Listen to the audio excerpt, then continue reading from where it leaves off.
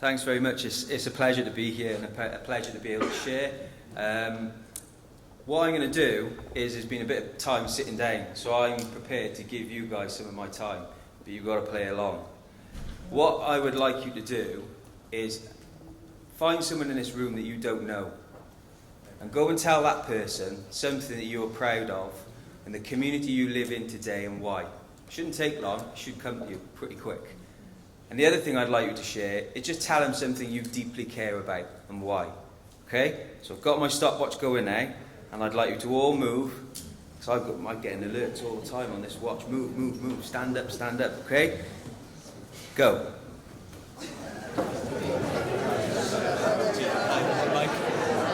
I love it. I just observed the room for a minute, and everyone interacted. Is there anybody who didn't get to share anything? Okay. Did everybody find somebody they didn't know, or did you cheat and just go to your mate next to you? Who found it comfortable to go and find somebody that they didn't know? As soon as I said go and find someone you don't know, who found it comfortable? Okay. I'm going to share with you what I care about. So in the community that I live in, people is the thing that I love. I genuinely believe there is a genuine collectiveness of the people within the community that I live in. And I love the fact that where I live, there's good access to space. I recognise that, and I share it all the time. I share it. Have you been there? Have you seen this? Have you done that? And I do it. I'm proactive in the way that I share that. And I care about it. I really care about the community that I live in. The other thing I care deeply about is the people in my life. I care deeply about family, friends, colleagues. I just love being surrounded by people. I just do. I don't know why, I just do. I like all walks of life. I just love hearing stories. And the other thing I care deeply about is sport. And those two connect for me, because without sport, I wouldn't have any of those people in my life. They've given me everything. My wife, my kids, friends through football and sport. It's given me a richness, really, as a person. And the fact that I can make a career out of it, I'm the luckiest guy. People often ask me, what do you do to relax and switch off? I don't. Why would you when you work in your hobby? What's the point in that? The point in doing that exercise and asking you if you feel comfortable, I'll come back to it in a minute, but we've got to feel comfortable in talking to people that we don't know. We have to feel comfortable in doing it. And we have to feel comfortable in starting and having conversations from a positive footing. We have to do that, especially if we're going to start to work as a nation to make a difference moving forwards. Just a little bit about StreetGames, who we are and why we exist. So the graph illustrates that if you're a young person and you're from a more affluent area, your sporting opportunities are far greater than those that live in poverty across Wales. And that third column is if you're a young person living in poverty and you're from you're disabled, you're a woman or a girl, LGBT, your BME, your opportunities are far less again. Now, we don't think that's right, and actually, I care that I don't think that's right as well. So what we want to do in terms of a vision is maintain what's already happening, but close that gap. We can't do it together. If anyone ever from StreetGames has said, oh, we're going to do it, they can't. We can't do it on our own. So those building blocks represent a network or collaboration, meaningful collaboration. And we want to make that difference as an organisation. And we care about the people, we care about the communities, we care about the organisations we work and connect with, and we care about making a difference to practice. So that when young people from these communities in the future and their families really have a difference in terms of their engagements and they're rich from what they've benefited from sport and physical activity, just like I have and just like many people have in this room. Bit of information just in terms of poverty from Wales, just to bring it into context. And this again is why I care.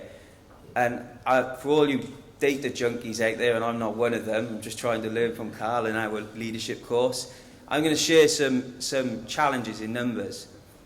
600,000 kids living in Wales. I care about them all. I'm sure we all care about them all. But a third of those, 200,000, are living in poverty. 90,000 of them are living in extreme poverty. Now, when those figures come out, they all look big, and actually, it's not, I'm sure it isn't, it's not something we should be proud of as a nation. It's not something that we should be proud of at all. 53% of kids living in poverty according to the Poverty and Social Exclusion Alliance, tell us that they worry about what their parents can do to provide food, heating and clothing. £3.21 from the Sport Industry Research Centre is telling us that families, households living in poverty have £3.21 a week to spend on recreation. It's not sport, it's recreation. That's going to the cinema, going to the park, whatever it is that is part of their household. So it's a challenge, a real challenge. And when you look at that, there is a real challenge for our families and our young people living across Wales to even think about what they can do to become active. It is, it's real, it's a vicious cycle, and sport will suffer because of that as we grow.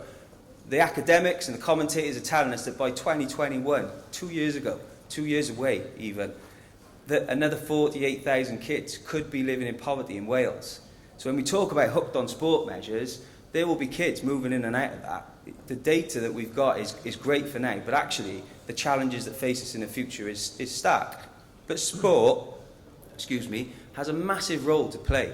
I believe it. Jeff said it earlier. I believe that every kid, it's the right for everyone to have access to sport and everyone to have the right to reap the rewards of sport. When I was asked to do the talk, Rich said to me, he said, can you just share some good practice across the network? And just the way I am, I could tell you this is good over there and that's good over there and this didn't quite work over there. If you want to know those things, come and speak to me or Claire or Aaron after and we'll share those with you gratefully. But what I thought I'd do is just share some learning from us as an organisation, and it is an honest reflection, even looking at ourselves, about the differences when sport in deprived communities engages to versus engaging with. This is a community. I haven't picked any particular community across Wales. But when we engage to, typically, and I'm not saying this is wrong because we've all done it. As an organisation, StreetGames does it. But when we engage to, we start with a deficit. I think we say, right, there's a problem there, we're going to go and do something about it. And actually, it's the contracts that we're all bound by that will drive what we're going to do for that deficit. It's most often driven and designed and led by staff. The decisions are made by staff within the organisations, again, with all good intentions and with all good reasons to go and do something positive in that community. Money, probably more often than not, is the key resource. It's the key driver. And we work really hard as an organisation. We quite often have the door shut on us. And I've had it personally when we can't come to the table with money. Well, okay, so we don't want to work with you. Well, actually, there's more, loads more here we can share and do with you. That money doesn't have to be the driver. It's quite often time bound. So that might be a short period of time. It might be 2-3 years. But for me, it's still time bound in terms of the way we do it. It does mobilise people, perhaps in a more targeted way. It does mobilise people, and it is a semi-reliable production, really. Co-production within organisations as a connectivity. But it's done to the community. It's done to the community. So, as an organisation, like I said, we have done things to the community. Some of these pop-up games, really, is a classic. When there's a major event that takes place, here we go, there's a pop-up golf because it's the Open. Let's get golf into those communities for those 2 weeks so kids can have the opportunity to experience it. We'll work with local organisations. It's there for that time frame. Doesn't mean it hasn't given them a good experience, but it's time frame bound. My grandmother always used to say to me, and this is what makes me think about when we do things to a community. Every Thursday I used to go and visit her with my kids, every Thursday without fail. And one day I got there and really rare, I just had a bad day and she was like, what's the matter with you? And I said, well, I just had a bad day. She said, what do you do? I said, well, we kind of do sport to people.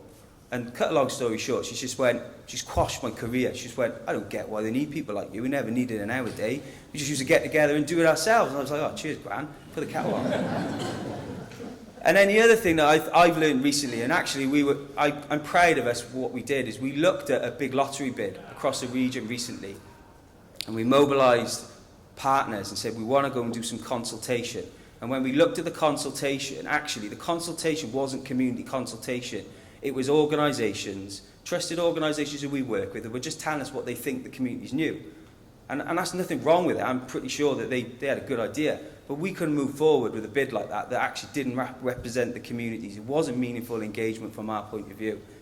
When Export engages with, We find it starts with a positive. And that, like the title of this is, I think sometimes when we look at disadvantaged communities, we look at the dis. We should start to look at the advantage.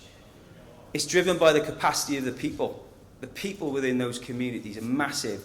The innovation that comes from those people is massive. The leadership with those people is massive. We've got innovation amongst ourselves as an organisation, but actually the boundaries that the people within those communities will reach, young people, adults, families, whatever, grandparents, innovation is really rich in these communities.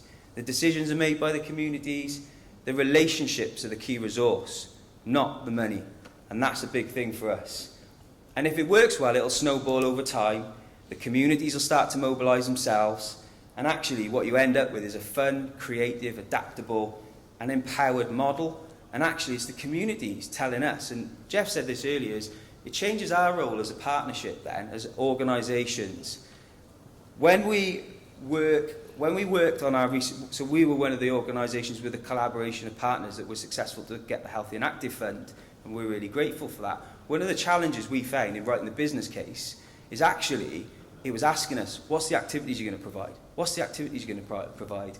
And we were like, well, we don't know, because we're going to do some engagement with the communities now, and they're going to tell us what we can provide.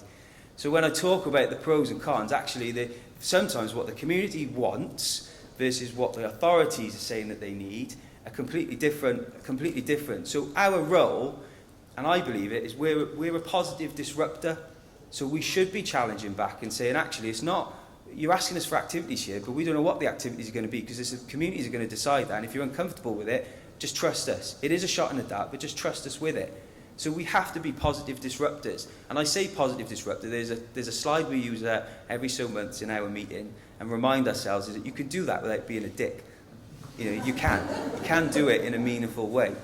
I just want to share some just examples of when we engage with and what we've learned from a collaboration approach when we engage with. Does anyone know what that image is? Trivial Pursuit. Trivial Pursuit. And I liken it to kind of like a Trivial Pursuit. So that's the community in my view. But actually, it's so much more diverse, the partnership. It's fluid. People come in, the community can come in. You know, organisations from outside the sector can contribute. It's so much more diverse. And I love the fact that actually collaboration changes when we engage with. When we engage to, it's quite often a closed loop. You know, how many of you find it hard to get in on a collaboration? Say, oh, we'd really like to contribute to that. Sorry, door's closed. We're moving forwards. What connects us is the why. Not the what and the how, the why. And that's driven by the community. And it goes back to the start that I said at the beginning, and that's why I got you to do that exercise, is actually, this is values-based. The community, somebody said to me a while back, our communities are fed up being told what we need. Actually, we want to be part. We want people to care. We want people to come in and actually work with us and help us. So it comes from the community. The how will come from the community. It does take time, and we've got to be patient with it. And that's our role as positive disruptors, is actually influencing on a policy scale to say, actually, this might go somewhere. Let's work together. Let's be patient. And the outcomes you're telling us that you want, you might get that and some more. But fundamentally, we're making a difference to this community, we're empowering this community, and that's what we want to see long term. And I always think that collaboration, when we engage with, is like going shopping to Aldi's. So you go in for a loaf of bread and a pint of milk, and quite often when you engage too, that's what you've got is your loaf of bread and a pint of milk, but actually you walk out with a cat hammock and, I don't know, gardening tools and a power washer or whatever it is. But that's the richness and that's the beauty of when we engage with a community. So why are we as an organisation, this is just some final thoughts to share with yourselves, going to look at engaging with a lot more than engaging to as we move forward. Starting from a positive, so taking a dis out of disadvantage, matters to these communities. If you have a conversation with anyone who lives in a community that know they've got problems, I know the problems in my community, but I can still tell you what I'm proud of. Young people, and that's my particular interest and my background, they're proud of where they live. So we have to give them a positive footing.